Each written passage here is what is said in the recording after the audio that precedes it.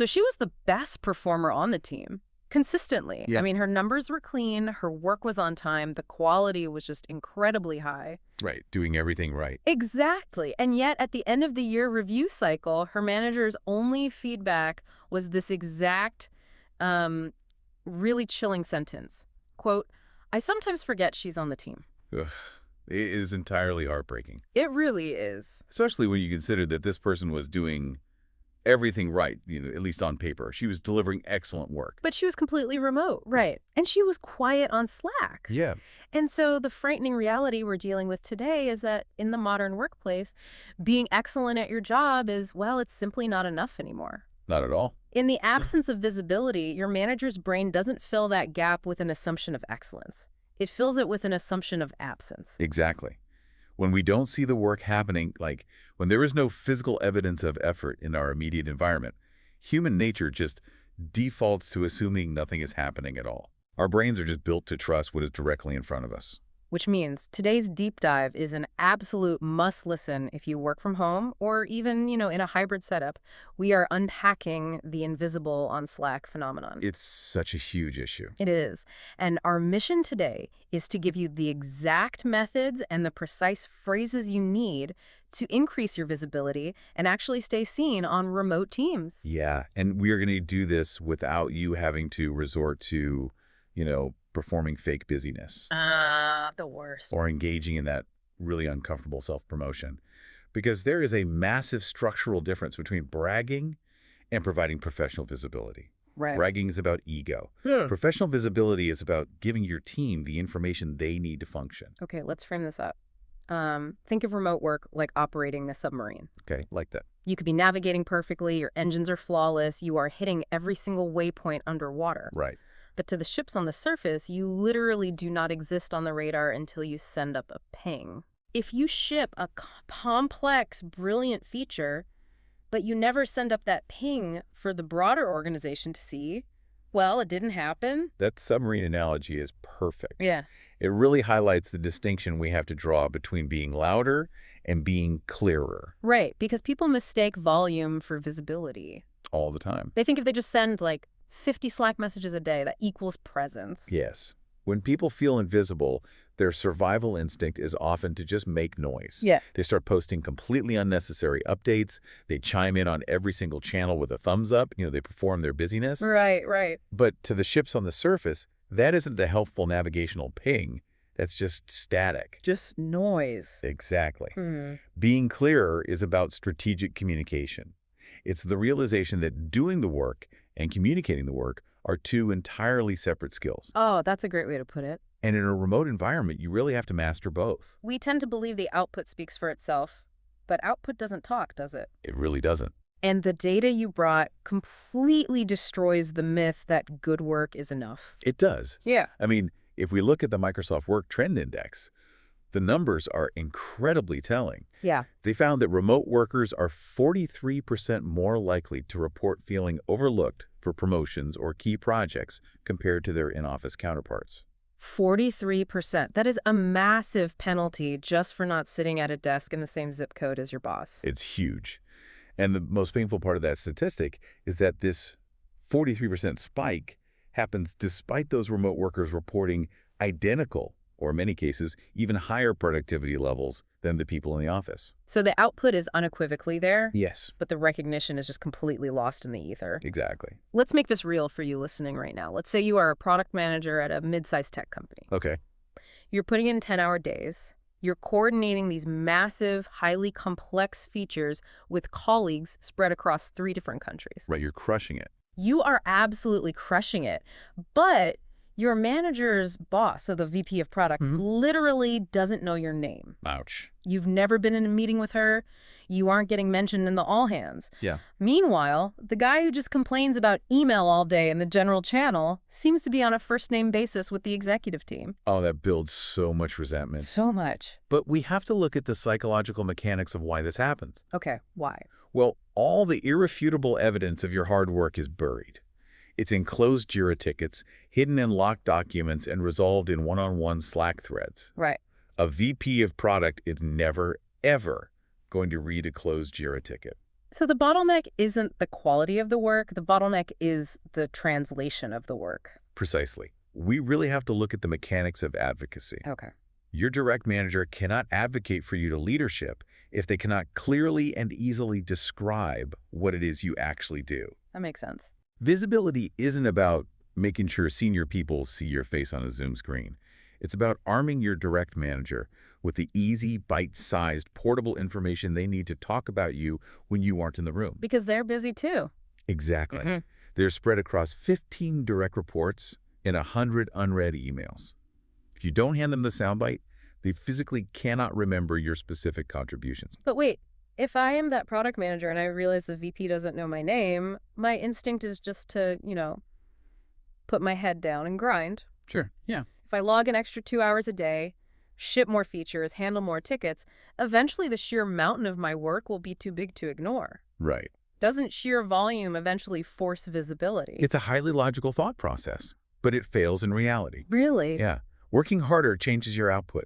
It does not change your visibility. Wow. If you build 10 hidden features instead of 5 hidden features, you are still hidden. The mountain's just bigger in the dark. To turn the lights on, you don't have to change your work ethic. You have to change your language. Change your language. Yes. The battleground isn't your to-do list anymore. It's the inbox. Okay, so if the mountain is in the dark and shoe output doesn't solve this, how do we actually turn the lights on? We have to shift to what is known as the async playbooks. So asynchronous updates. Right, because everyone is on different schedules. Exactly. And most remote workers handle asynchronous updates terribly. Oh, yeah. They swing between two extremes. They either over-communicate, writing like 3 paragraphs of dense context and caveats that no executive have the cognitive bandwidth to read. Guilty?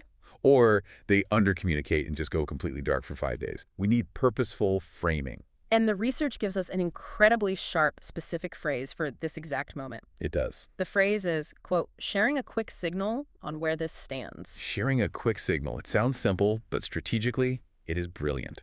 Why does that specific wording work so much better than, say, hey, here is an update? Good question. Like, what is the human brain doing when it reads those two different sentences? It comes down to the psychology of executive cognitive load. Okay. Think about a manager's digital environment. It is pure noise, constant notifications. Ping, ping, ping. Right. When you say, hey, here's an update, it sounds like another task they have to process. Oh, I see. But when you use the word signal, it inherently sounds like senior level language. It immediately frames the message you are about to send as intentional, curated information. Wow, just that one word. Yes. Telling leadership you have a signal cuts right through their fatigue. It subconsciously tells them, I have filtered the noise for you. You can relax. Here is exactly what matters. It's a sign of deep respect for their time. Exactly. Now, what about the actual meat of the status update once you've secured their attention? The best phrase we found for a complete, bulletproof update is this, quote, here's where things stand and what's coming next. That right there is the gold standard for autonomy. Yeah. It delivers the current state of affairs and the forward motion in a single, tight frame. It proves you aren't just reacting to the day, you are managing the week. Yes. Yeah.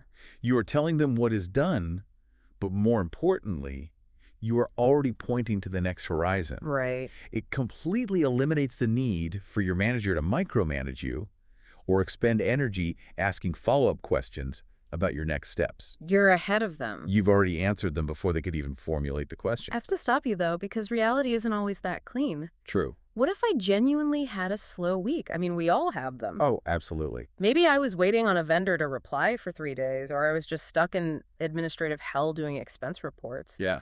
If I use these proactive frames, won't I sound like I'm lying or artificially inflating a week where I didn't actually produce much? This is such a crucial nuance. And it brings us to a major trap remote workers fall into when they feel insecure about their output. Oh. It's the status update as a disclaimer. You must absolutely avoid phrases like, I haven't had much to report this week, but, or sorry for the slow progress, but. Hearing that makes me cringe a little. It just sounds so defeated right out of the gate. It does, because you are fighting the anchoring bias. Anchoring bias. Right. The anchoring bias means a person's brain relies heavily on the very first piece of information it receives. Oh, wow. By leading with an apology or a disclaimer, You are shaping their perception negatively before you even share the good work you actually did accomplish. That is wild. Even if you followed that disclaimer with a brilliant strategic insight, the listener's brain has already anchored to the concept that they didn't do much. So they just remember the negative. Exactly. Never lead with what you didn't do. Lead with what you did, however small it was. State it with confidence. That anchoring bias is exactly why we need to completely banish another phrase from our remote vocabulary. We call it the just trap. Oh, the just trap. Quote, hey, just checking in on where this stands? Sociolinguistically, the word just is the ultimate diminisher. Really? Yeah. Why do we say it? Because we are trying to soften the blow of a request. We fear we are being a burden on our colleagues. Right, we want to be polite. But it instantly makes you sound passive and apologetic, as if you are sorry for taking up space in their inbox. It's like you're apologizing for having a perfectly reasonable need for information to do your actual job. Yes. So instead of shrinking ourselves with just checking in, what is the alternative? You swap the apology for specificity and professionalism. You return to the concept of a signal. Right. For example, could you share a quick signal on the timeline for this approval? Oh, nice. See, you aren't checking in like a nervous student asking for a grade. You are a professional asking a peer for a specific data point to move a project forward. That completely flips the power dynamic. It really does. Now, solo async updates to your boss are one thing, but remote work isn't done in a vacuum. It is highly collaborative. Yeah. You're constantly in these crowded, cross-functional Slack channels with 20 people or on massive virtual calls. Yeah. If the goal is to increase visibility without looking like you are performing busyness, how do you stand out in a crowded channel without sounding like that annoying kid in class waving their hand going, "Look at me"? It goes right back to curating signal over noise. Okay.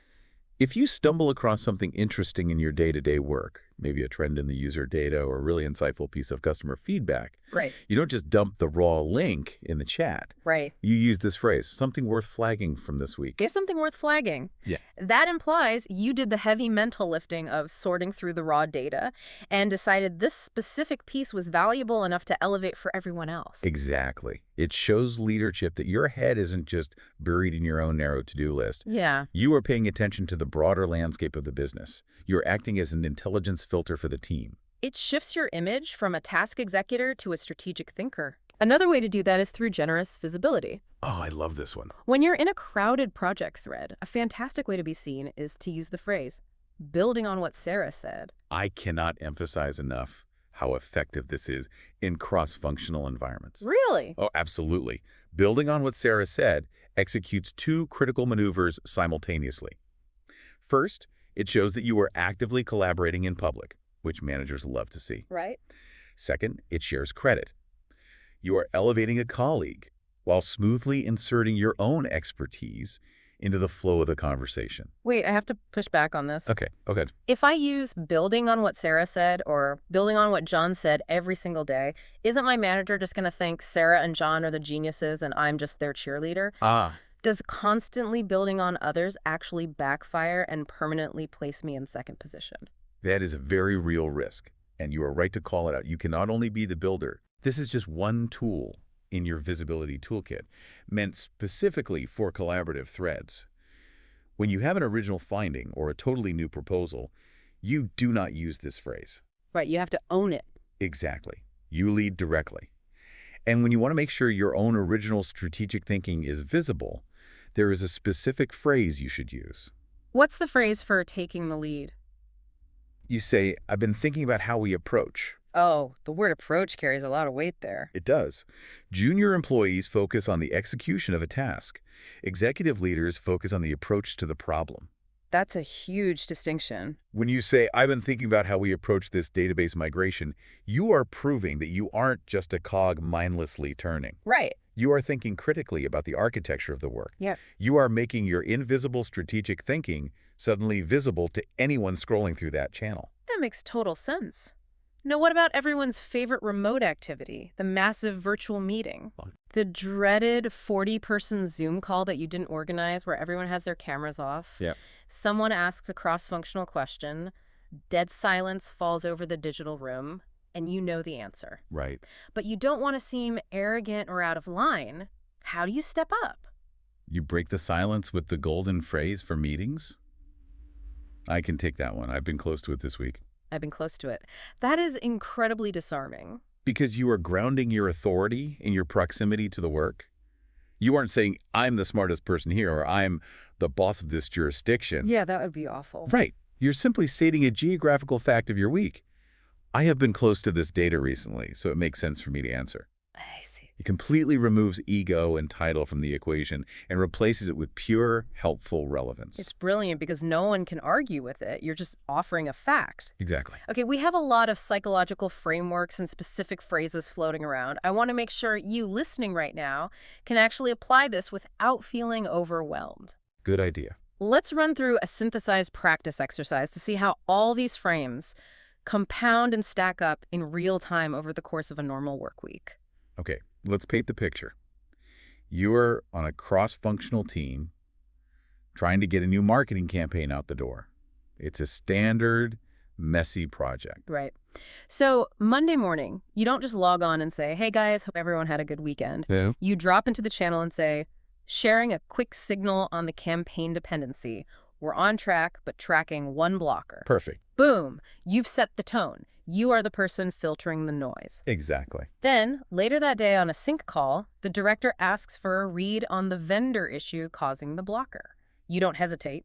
You unmute and say, I can take that one. I've been close to it this week. And right there, without sounding arrogant, you've established proximity and authority in front of the director. Exactly. And when you suggest a workaround for that vendor, you say, building on what our lead engineer flagged yesterday, we could route this manually. Yeah. You're sharing credit, avoiding the ego trap, and collaborating in public. It's seamless.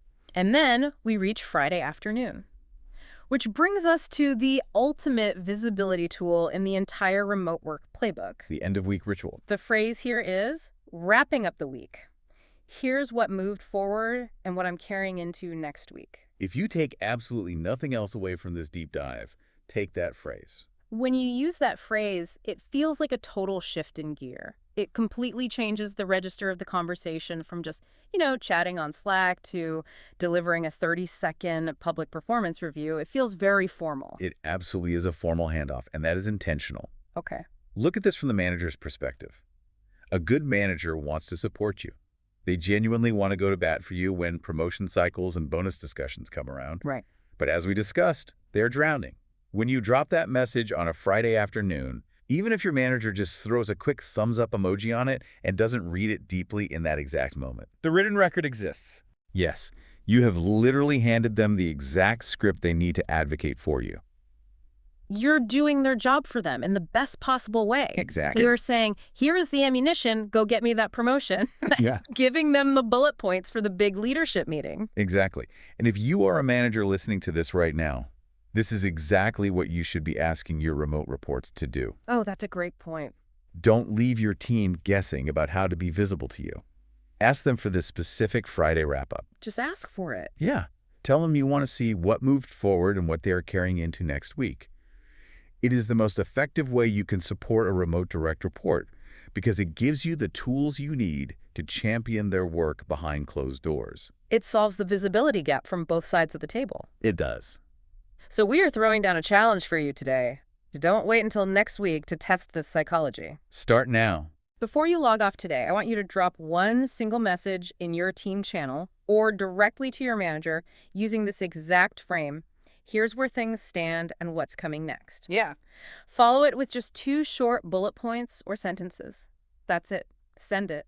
And just observe how the response changes. It's amazing. Watch how much more relaxed and appreciative your manager's tone becomes. And if you're feeling bold, try the wrapping up the week message this Friday. I highly recommend trying the Friday wrap-up. It might feel a little nerve-wracking the first time you hit send because you are stepping into a more authoritative voice. Yeah, for sure. But the clarity it brings to your team and to your manager is undeniable. It really is. Now, as we wrap up our own deep dive here, we want to leave you with a final thought to chew on that goes beyond just impressing your boss. We spent a lot of time today exploring how the language we use shapes how senior leadership perceives the value of our work. Right. But what's really worth considering is the internal shift. Oh, interesting. How might adopting this intentional, executive-level phrasing actually rewire your own brain. Wow.